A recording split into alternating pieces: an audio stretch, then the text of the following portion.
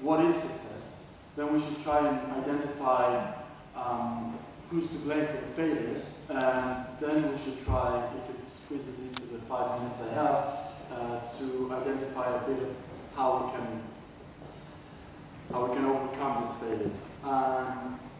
I think that for Israel, success would be, going beyond the initial phase of struggling for life and moving on to normality and investing in life and having a prosperous, what was once beautifully called the New Middle East and now is cynically viewed as a utopian, really having an open society and expanding on the basis of what we've got. Now, we obviously didn't reach the new Middle East that Shimon Peres and all those beautiful faces of the early 90s envisioned. We ended up with a status quo. And the status quo is a failure, not only because we're just muddling through this status quo, but because we deserve more than that. And I think that the greatest failure, from my end, is that the status quo has actually become the vision that the leaders sell us. Holding on to this kind of reality of the conflict management has become what we in Israel aspire to. And I must now move on to the second point of who is to blame. We are not in Israel a society like Tunisia or Egypt. There's no dictatorship in Israel, and there's not even a system of caste like Eton graduates. Everyone is entitled to be in the leadership.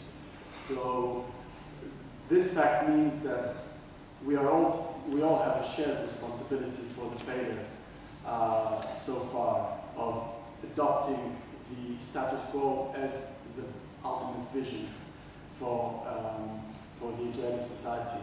And civil society is equally to blame in Israel for internalizing the mediocre vision that the leaders offer us and adopting it as well. So this is a shared responsibility for the failure that I described. And finally, how do we overcome it? Beyond getting better leadership and more bold leadership, I think that myself as a citizen, I can speak about two main challenges that I face. Reminding the people around me that we deserve more than that we deserve more than an ongoing struggle for conflict management, and that we are entitled to a conflict resolution. And the second challenge that we face as citizens is to call out the real devils in our society. It is so easy for Israelis to point the finger at the Muslims, at the Palestinians, at the Arabs, whatever you want to call them. It's much more difficult to come out and point the blame at Jewish terrorists. They are a minority, but are a strong minority that hijacks the agenda. And I believe that if any society would be able to call out the devil within that society and point out the and kind of separate from this old paradigm of Israelis versus Palestinians and move on to a new paradigm of extremists, of moderates versus extremists, then we have a chance of moving forward.